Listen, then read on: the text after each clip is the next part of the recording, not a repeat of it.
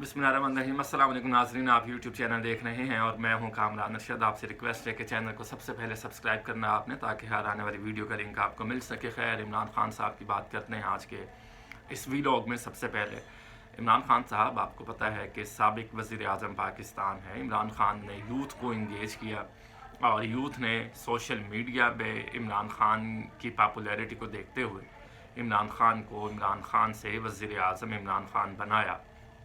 अब आपको मालूम है कि इमरान खान को 176 दिन हो चुके हैं कि वो जेल में है। इमरान खान साहब से भी बहुत ज़्यादा गलतियां हुई हैं और उन गलतियों का खमियाजा भी वो भुगत रहे हैं। वही फ़ौज जो उनको इक़्तिदार तक लेकर आई, जिस फ़ौज ने इमरान खान की मदद की, उसी फ़ौज पर इमरान खान ने सवालात उठा दिए। वो फ़ौज जो फ़ौजी क़यादत इमरान खान को इक़्तिदार के मनसब पर लेकर आई और पाकिस्तान का वज़ीर आज़म बनाया, इमरान खान ने उनको ही मीर जाफ़र और मीर सादिक कहना शुरू कर दिया। वही फ़ौज जिसने इमरान खान को इलेक्शन में स्ट्रेंथन किया। इमरान खान ने 9 मई के वाक़े को प्रोवोक करने के लिए अपना किरदार अदा किया। अब उसका खमियाजा वो भुगत रहे हैं। लेकिन सवाल ये है, क्या ये सारा कुछ सिर्फ इमरान खान ने किया है? क्या ये सारा कुछ प्री प्लान्ड था?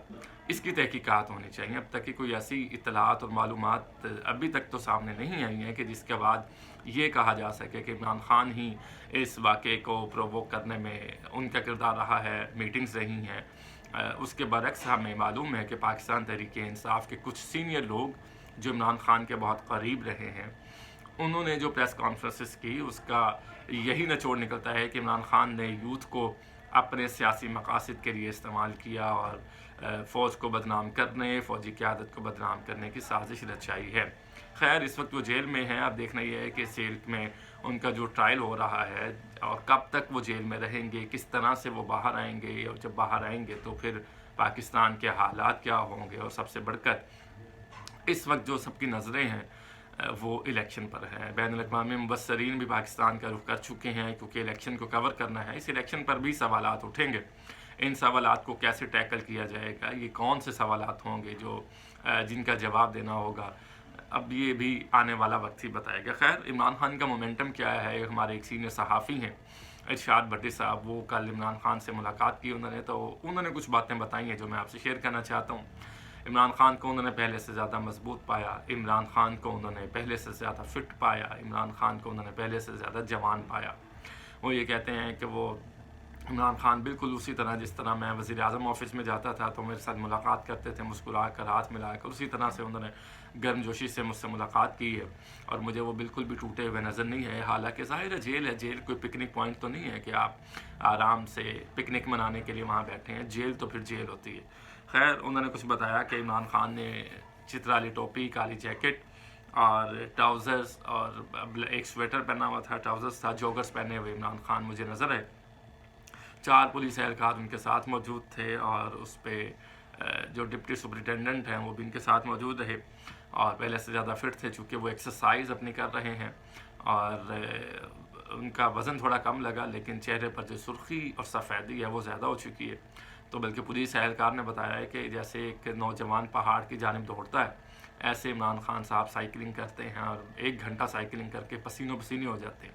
तो ज़ाहिर है फ़िटनेस, फिर पुशअप्स लगाते हैं। तो ये इमरान खान की फ़िटनेस पे तो सारे ही कायल हैं ना, कि वो उनकी हेल्थ के हवाले से, क्योंकि अभी तक जितनी भी इतलात आई हैं, मैंने नहीं कभी देखा कि इमरान खान ने कोई दरख्वास्त जमा करवाई हो कि जी मैं बीमार हूँ या मेरी सेहत ठीक नहीं है। हालाँकि वो भी 71 बरस के हो चुके हैं।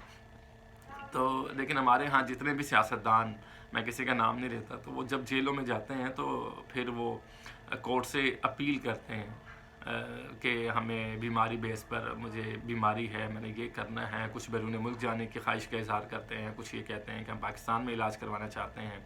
बहुत से ऐसे पॉलिटिशियंस हमने देखे हैं तो वो ये करते हैं, लेकिन इमरान खान की जानिब से फिर वक्त तो ऐसी कोई दरख्वास्त जमा नहीं करवाई गई है। इसके अलावा इमरान खान साहब ने ये उनको कहा कि मकसद जब बड़ा हो तो फिर आजमाइश भी बड़ी होती है। पार्टी के हवाले से सवालात हुए तो इमरान खान साहब ने कहा कि वो जो मौका परस्त लोग थे वो मेरी पार्टी को छोड़ चुके हैं और अब भी कुछ मौका परस्त ऐसे हैं जो मेरी पार्टी को नुकसान पहुंचाने के दर पे हैं, साजिशें कर रहे हैं और मैं इनको पहचानता हूं। फिर उनसे सवाल किया गया कि 27 साल आपने इस पार्टी पे मेहनत की है, तो आज कैसा देखते हैं? उन्होंने कहा आज भी मेरी पार्टी में वो लोग हैं जो नज़रियाती हैं और हम इस इलेक्शन को होने दें, आप देखिएगा कि रिज़ल्ट क्या आता है। پھر فوجی قیادت سے انہوں نے سوال کیا کہ جب فوجی قیادت جو آپ کو لائی تھی آپ اسی کے خلاف ہو گئے، تو انہوں نے اس کا جواب دیا کہ ایکچولی میرے ساتھ دھوکا ہوا ہے، میں فوجی قیادت کے خلاف نہیں ہوں، میں ایک شخص کے خلاف ہوں۔ جو سابقہ اسٹیبلشمنٹ اور سابقہ جو فوجی قیادت تھی انہوں نے میرے ساتھ دھوکا کیا، میرے ساتھ چیٹنگ کی۔ حالانکہ میں یہ بھی ڈکلیئر کر چکا ہوں کہ انہوں نے میری مدد بھی کی ہے۔ جب مدد کی ہے تو جیسے میں جب وہ اعتماد کا ووٹ لینا تھا تو اس وقت فوجی قیادت نے میری مدد کی تھی۔ تو اب جب عدم اعتماد کا ووٹ ہوا تو پھر عمران خان صاحب نے الزامات لگا دیے۔ تو یہی جو کانٹراڈکشنز ہوتی ہے ہمارے یہاں سیاست دانوں کی، یہی بڑی وہ کیا کہتے ہیں اس کو کہ بڑی عجیب سی لگتی ہے کہ آپ ایک طرف تو جب تک آپ کے لیے ساری چیزیں ٹھیک ہوتی ہیں تو سب کچھ سارے معاملات ٹھیک رہتے ہیں، جب آپ کے خلاف کوئی چیز آتی ہے تو پھر سبھی برے ہو جاتے ہیں۔ تو سیاستدانوں کو یہ بات بھی سمجھنا ہوگی کہ ہمیں اپنے طرز زندگی کو بدلنا ہوگا، ہمیں اپنے سوچنے اور کہنے کے انداز کو بدلنا ہوگا، یہاں تک کہ ہمیں اپنے الفاظ کا چناؤ بھی بدلنا ہوگا۔ خیر، ان سے سوال ہوا کہ آپ نے قومی اسمبلی سے استعفے دے دیے، صوبائی اسمبلیاں توڑ دیں۔ اس پر ایک بڑا معنی خیز سا انہوں نے جواب دیا۔ انہوں نے کہا کہ قومی اسمبلی سے استعفے اس لیے دیے تھے کہ مجھ پر ڈاکوؤں کی حکومت مسلط کر دی گئی تھی، تو میں نے یہ سمجھا کہ میں عوام میں چلا جاؤں۔ ٹھیک ہے، ان کا جمہوری حق ہے۔ پھر انہوں نے کہا کہ صوبائی اسمبلی اس لیے توڑی تھی کہ مجھے لگ رہا تھا کہ اگر میں نے اسمبلیاں نہ توڑی، اطلاعات مجھ تک جو پہنچی ہیں تو کوئی اور اس اسمبلیوں کو توڑ سکتا ہے۔ اب یہ بڑی معنی خیز سی بات ہے کہ بھائی آپ کی میجورٹی ہو پنجاب میں، آپ کے پی کے میں ایک تگڑی صورت میں حال میں ہو، تو آپ کو یہ ڈر کیسا ہے کہ کوئی آپ کی اسمبلیاں توڑ دے گا؟ کون ہے وہ؟ آپ کو نام لینا چاہیے تھا۔ اچھا، اس میں میرا ایک اپنا اوپینین ہے جو میں آپ سے شیئر کرنا چاہتا ہوں۔ دیکھیے، آپ نے جب صوبائی اسمبلیاں توڑی، یہی آپ کی غلطی تھی۔ آپ طاقت میں موجود تھے، آپ الیکشن جیت رہے تھے، مکمل سرویز ہر چیز آپ کی طاقت تھی۔ آپ کو تو آپ 9 مئی کا واقعہ نہ بھی ہوتا، آپ احتجاج کی کال نہ بھی دیتے، آپ الیکشن کا ویٹ کرتے، تو آج پھر آپ پاکستان کے وزیر اعظم، بلکہ ابھی تک آپ کے معاملات بڑے اچھے سموتھلی چل جانے تھے۔ کیونکہ پاکستان کی ایک حقیقت ہے کہ پاکستان کا جو الیکشن کا سسٹم ہے وہ کیسے چلتا ہے، آپ کو معلوم ہے۔